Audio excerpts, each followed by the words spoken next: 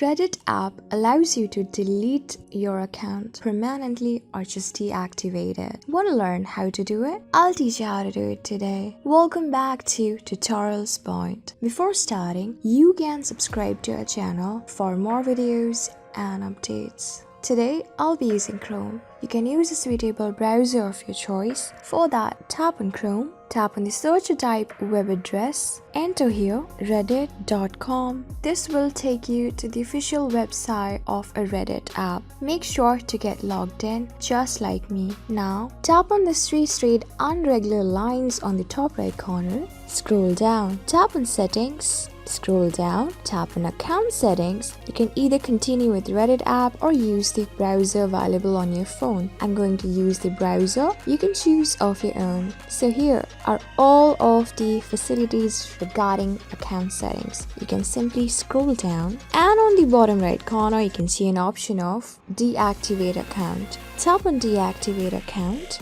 Zoom out, you can see that they are really sorry to let us go, but still if we want to leave it or delete our account, first of all we need to provide a feedback which is completely optional. You may or may not keep it, it's completely fine, but if you want to you can just provide a reason for it. When you're done doing it, scroll down and here you can keep your username and then your password. First of all, keep your username and then tap on password and enter your current password connected to this account. When you're done doing it, tap on the square box in front of I understand that deactivated accounts are not recoverable. Tap on it. When you're done doing it, tap on deactivate with this red background on the bottom right corner below. So you can see that this action cannot be undone. And if you're sure you want to deactivate, tap on deactivate. So you can see that you have successfully deactivated your Reddit account or deleted your Reddit account permanently. I hope this video was really helpful for you and I was able to help you. I am going to see you on the next video. Till then, keep calm, stay safe, and goodbye.